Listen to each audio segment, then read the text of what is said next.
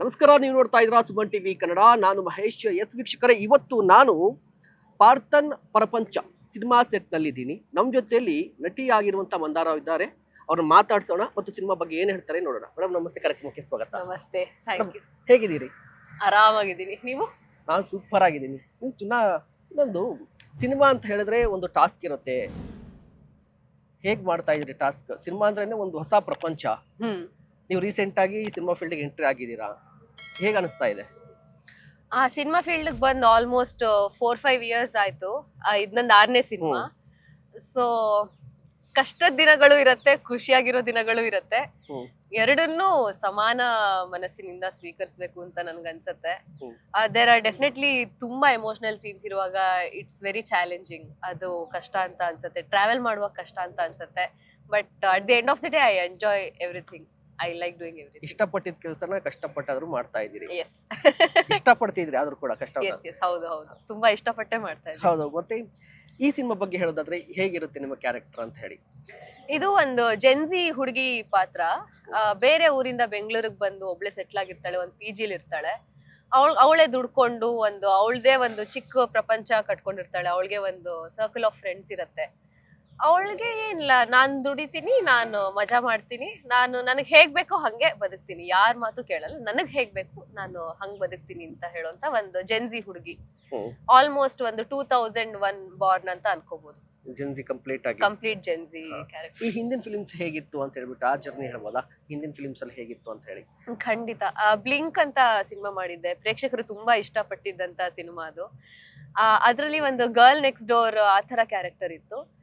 ಈಗ ಸಮುದ್ರ ಮಂಥನ ಅಂತ ಇನ್ನೊಂದು ಸಿನಿಮಾ ಶೂಟಿಂಗ್ ಮುಗಿಸಿದೀನಿ. ಅದರಲ್ಲಿ ಕಂಪ್ಲೀಟ್ 2008 ಒಂದ್ ಸ್ವಲ್ಪ ರೇಡಿಯೋಲಿ ಕತೆ ಹೇಳೋಂತ ಒಂದ್ ಸ್ವಲ್ಪ ಟ್ರೆಡಿಷನಲ್ ಹುಡುಗಿ ಅಂತ ಹೇಳ್ಬೋದು. ಸೊ ಆ ತರನೇ ಹುಡುಕ್ತೀನಿ ಕಥೆಗಳನ್ನ, ಬೇರೆ ಬೇರೆ ಪಾತ್ರಗಳಿರೋಂತ ವಿಭಿನ್ನ ಪಾತ್ರಗಳನ್ನ ಹುಡುಕೊಂಡೇ ಹೋಗ್ತೀನಿ. ಈಗ ನೀವು ಹೇಳ್ತಾ ಇದ್ರಿ ವಿಭಿನ್ನ ಪಾತ್ರಗಳು ಮತ್ತು ಕತೆ ಅಂತ ಹೇಳ್ತಿದ್ರಲ್ವಾ. ಸಿನಿಮಾ ಹೀರೋಯಿನ್ ಅಂತ ಹೇಳಿದ್ರೆ ಗ್ಲಾಮರ್ ಅಂತ ಹೇಳ್ತಾರೆ, ಇದೆ. ಬಟ್ ಗ್ಲಾಮರ್ ಜೊತೆಗೆ ಒಂದು ಕ್ಯಾರೆಕ್ಟರ್ ಅಂತ ಬರುತ್ತೆ, ಒಳ್ಳೆ ಕತೆ ಇರುತ್ತೆ ಅಂತ ಹೇಳ್ಬಿಟ್ಟು ನೀವು ಯಾವ್ದಕ್ಕೆ ಹೆಚ್ಚು ಇಂಪಾರ್ಟೆನ್ಸ್ ಕೊಡ್ತೀರಾ ಅಂತ ಹೇಳ್ಬಿಟ್ಟು? ನಾನು ಕಥೆಗೆನೆ ಹೆಚ್ಚು ಇಂಪಾರ್ಟೆನ್ಸ್ ಕೊಡೋದು. ಅದಕ್ಕಿಂತ ಹೆಚ್ಚಾಗಿ ಇವಾಗ ರೈಟರ್ಸ್ ಕೂಡ ಅಷ್ಟು ಗ್ಲಾಮರ್ ಇಂದ ಎಲ್ಲರೂ ಇಡೀ ಇಂಡಸ್ಟ್ರಿನೇ ದೂರ ಹೋಗ್ತಾ ಇದೆ ಅಂತ ನನ್ಗೆ ಅನ್ನಿಸ್ತಾ ಇದೆ. ಆಫ್ಟರ್ ಒಂದು 2-3 ವರ್ಷಗಳಿಂದ ಸ್ಕ್ರಿಪ್ಟ್ ಬಂದಿರೋದನ್ನು ಕೂಡ ಯಾವ್ದು ಗ್ಲಾಮರಸ್ ತರ ಅಷ್ಟೊಂದು ಅನ್ಸಿಲ್ಲ. ಅಂದ್ರೆ ಕಥೆಗೆ ಗ್ಲಾಮ್ ಬೇಕಂದ್ರೆ ಇವಾಗ ನಾನು ಜೆನ್ಸಿ ಕ್ಯಾರೆಕ್ಟರ್ ಮಾಡ್ತಿರೋದ್ರಿಂದ ಅವ್ರದೊಂದು ಲೈಫ್ ಸ್ಟೈಲ್ ಹೇಗಿರುತ್ತೆ, and she is a fashion designer. ಅವಳು ಡಿಸೈನರ್ ಆಗಿದ್ರೆ ಅವಳು ಹೇಗೆ ಬಟ್ಟೆ ಹಾಕೊಳ್ಬಹುದು ಅನ್ನೋ ಒಂದು ಆ ಲಾಜಿಕ್ ಮೇಲೆ ವರ್ಕ್ ಮಾಡಿರ್ಬೋದು. ಬಟ್ ತೀರಾ ಗ್ಲಾಮರಸ್ ಅನ್ನೋ ತರ ನನ್ ಪ್ರಕಾರ ಇವಾಗ ಯಾರು ಮಾಡ್ತಾನೂ ಇಲ್ಲ, ಎಕ್ಸೆಪ್ಟ್ ಸಮ್ ಕಮರ್ಷಿಯಲ್ ಮೂವೀಸ್. ಅಂದ್ರೆ ನೀವ್ ಹೇಳ್ತಾ ಇರುವಂತದ್ದು ತುಂಬಾ ಖುಷಿ ಆಗ್ತಾ ಇದೆ, ಯಾಕಂದ್ರೆ ಇಡೀ ಇಂಡಸ್ಟ್ರಿ ಈಗ ಒಂದು ಚೇಂಜ್ ಕಾಣಿಸ್ತಾ ಇದೆ, ಕಂಟೆಂಟ್ ಮೇಲೆ ತುಂಬಾ ಕಾನ್ಸಂಟ್ರೇಟ್ ಮಾಡ್ತಾ ಇದೆ ಅಂತ ಹೇಳ್ಬಿಟ್ಟು. ಅಂದ್ರೆ ಹೇಗ್ ಅನಿಸ್ತಾ ಇದೆ ಈ ಕಂಪ್ಲೀಟ್ ಈ ಚೇಂಜಸ್ಗೆ, ಕಂಟೆಂಟ್ ಗೆ ತುಂಬಾ ಇಂಪಾರ್ಟೆನ್ಸ್ ಕೊಡ್ತಾ ಇದ್ದಾರೆ ಅಂತ ನಿಮ್ಗೆ ಹೇಗ್ ಅನಿಸ್ತಾ ಇದೆ ನಿಮ್ಗೆ? ತುಂಬಾ ಒಳ್ಳೇದು, ಯಾಕೆಂದ್ರೆ ಪ್ರೇಕ್ಷಕರು ಕೂಡ ಇವಾಗ ತುಂಬಾ ಇಂಟೆಲಿಜೆಂಟ್ ಆಗ್ತಿದ್ದಾರೆ. ಒಂದು ಬಣ್ಣವಾಗಿ ಏನೋ ತೋರಿಸ್ಬಿಟ್ಟು ತಕ್ಷಣ ಹೋಗ್ತಾ ಇಲ್ಲ. ಅದಕ್ಕೆ ಎಷ್ಟೊಂದು ಕಮರ್ಷಿಯಲ್ ಸಿನಿಮಾನು ಅಷ್ಟು ಕೋಟಿ ಗಟ್ಲೆ ಖರ್ಚು ಮಾಡಿ ಫೇಲ್ ಆಗ್ತಾ ಇರೋ ಕಾರಣನೇ ಅದಕ್ಕೆ. ಸೊ ಒಂದು ಚಿಕ್ಕ ಬಜೆಟ್ ಇದ್ರು ಕೂಡ ಕಥೆ ಚೆನ್ನಾಗಿದ್ರೆ ಜನ ಖಂಡಿತವಾಗ್ಲೂ ನೋಡ್ತಾರೆ ಅದನ್ನ, ಅಲ್ವಾ? ತುಂಬಾ ಎಲ್ಲರೂ ಕೂಡ ನೋಡ್ತಾ ಇರೋದಷ್ಟೇ, ಸಣ್ಣ ಬಜೆಟ್ ಫಿಲಿಂ ಕೂಡ ತುಂಬಾ ಹಿಟ್ ಆಗ್ತಾ ಇದೆ. ಹೌದು. ಒಂದು ಮಾತಿತ್ತಲ್ವಾ, ಒಂದು ಈ ಹಿಂದೆ ಒಂದು ಮಾತಿತ್ತು, ಅಂದ್ರೆ ಸಿನಿಮಾ ನೋಡ್ಲಿಕ್ಕೆ ಯಾರು ಬರ್ತಾ ಇಲ್ಲ ಥಿಯೇಟರ್ಗೆ ಅಂತ ಹೇಳ್ಬಿಟ್ಟು. ಬಟ್ ಒಳ್ಳೆ ಫಿಲ್ಮ್ ಕೊಟ್ಟಾಗ ಜನ ಬಂದೇ ಬರ್ತಾರೆ ಅಂತ ಕೂಡ ಅಫ್ಕೋರ್ಸ್ ಗೊತ್ತಾಗ್ತಾ ಇದೆ.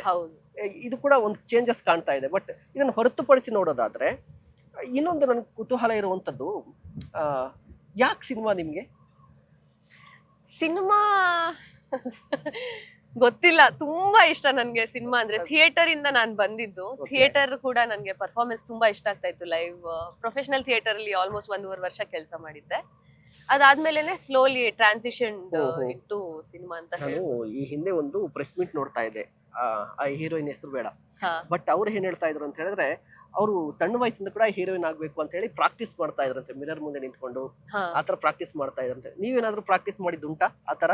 ಇಲ್ಲ ನಾನು ಹೀರೋಯಿನ್ ಆಗಿದ್ದಾಗ ಈ ತರ ಡೈಲಾಗ್ ಹೇಳಬೇಕು, ಅವಾರ್ಡ್ ಬಂದಾಗ ಈ ತರ ಡೈಲಾಗ್ ಹೇಳ್ಬೇಕು, ಏನಾದ್ರೂ ಪ್ರಾಕ್ಟೀಸ್ ಮಾಡ್ತಾ ಇರೋದುಂಟಾ ಆತರ? ಪ್ರಾಕ್ಟೀಸ್ ಇಲ್ಲ, ಅದೇ ಥಿಯೇಟರ್ ಅಲ್ಲಿ ಏನ್ ಮಾಡಿದ್ದು ಅಷ್ಟೇ. ಅದಾದ್ಮೇಲೆ ಸ್ಕ್ರಿಪ್ಟ್ ಬಂದ್ಮೇಲೆ ಪ್ರಾಕ್ಟೀಸ್ ಮಾಡ್ತೀನಿ ಒಂದೊಂದ್ಸಲಿ. ಅಂದ್ರೆ ಸೀನ್ಸ್ ಮನೇಲಿ ಪ್ರಾಕ್ಟೀಸ್ ಗ್ಯಾರಂಟಿ ಮಾಡ್ಕೊಳ್ಳೇಬೇಕು ಅಲ್ವಾ. ಬಟ್ ಅಷ್ಟೇ. ಈಗ ನಾವೇ ನ್ಯೂಸ್ ಆಂಕರ್ ಆದಾಗ ನಾವು ಕೂಡ ಒಂದು ಸ್ಕ್ರಿಪ್ಟ್ ನಮ್ಗೆ ಕೊಟ್ಟಾಗ ನಾವು ಕೂಡ ಯೋಚನೆ ಮಾಡ್ತಾ ಇರ್ತೀವಿ, ಸೇಮ್ ಆಸ್ ಇಟ್ ಈಸ್ ನೀವು ಮಾಡ್ತಾ ಇರ್ತೀರಾ. ಕ್ಲಿಯರ್ ಆಗ್ತಿದೆ. ಹೌದು ಹೌದು. ಇದು ಮತ್ತೊಂದೇನು ಅಂದ್ರೆ ಇಂಡಸ್ಟ್ರಿ ಬರೋದಕ್ಕೆ ಒಂದಿಷ್ಟು ಸ್ಫೂರ್ತಿ ಬೇಕಾಗುತ್ತೆ. ಒಂದು ನಮ್ಮ ಹೀರೋ ಅಂತ ಕಾಣಿಸ್ತಾರೆ, ಹೀರೋಯಿನ್ ಅಂತ ಹೇಳಿ. ನಿಮ್ಗೆ ಯಾರು ಆತರ? ನನ್ಗೆ ತುಂಬಾ ಜನ ಇದಾರೆ, ಒಬ್ರು ಅಂತ ಚೆರಿ ಪಿಕ್ ಮಾಡಕ್ಕೆ ಆಗಲ್ಲ. Okay. But favourite heroine, hero? Favourite heroine Radhika Apte, ಇಂಡಿಯಾಲಿಂತ ತಗೊಳ್ಳೋದಾದ್ರೆ. ಸಾರಿ, ಕನ್ನಡ ಅಂದ್ರೆ ತುಂಬಾ ಜನ ಇದಾರೆ. ರೋಶಿನಿ ಅಂತ ರೀಸೆಂಟ್ಲಿ ಒಬ್ರು ಹೊಸ ಇದು, but very nice actors. In future ಅಲ್ಲಿ ಯಾವ ಹೀರೋ ಜೊತೆ ಮಾಡ್ಲೇಬೇಕು, ಒಂದು ಡ್ರೀಮ್ ಇರುತ್ತಲ್ಲ, ನಾನು ಈ ಹೀರೋ ಜೊತೆ ಮಾಡ್ಬೇಕು ಅಂತ ಹೇಳಿ, ಯಾವ ಹೀರೋ? ಹೀರೋ ಆತರ ಯಾವ್ದು ಇಲ್ಲ. ಬಟ್ ಫೇವರೇಟ್ ಡೈರೆಕ್ಟರ್ಸ್ ಇದ್ದಾರೆ. ಯಾವ ಡೈರೆಕ್ಟರ್ ಇದ್ದಾರೆ? ಹೇಮಂತ್ ರಾವ್. ಹೇಮಂತ್ ರಾವ್ ಸರ್. ಓಕೆ. ಅದಾದ್ರೆ ಆಗಿಲ್ಲ ಅಂದ್ರೂ ಪರವಾಗಿಲ್ಲ, ಬಟ್ ಆದ್ರೆ ಒಳ್ಳೆ. ಒಂದು ಕ್ವಿಕ್ ಆಗಿ ಒಂದಿಷ್ಟು ಹೆಸರು ಹೇಳ್ತೀನಿ, ಅದಕ್ಕೆ ನಿಮ್ಗೆ ಏನ್ ಅನ್ಸುತ್ತೆ ಹೇಳಿ ಅಂತ. ಹೀರೋಗಳ ಹೆಸರು ಹೇಳ್ತೀನಿ ನಾನು. Sudeep, logic star. Darshan sir. Darshan style. Yash ಪಟಾಕಿ. ಶಿವಣ್ಣ. ಎನರ್ಜಿ. ಮಂದಾರ. Calm in Kia's.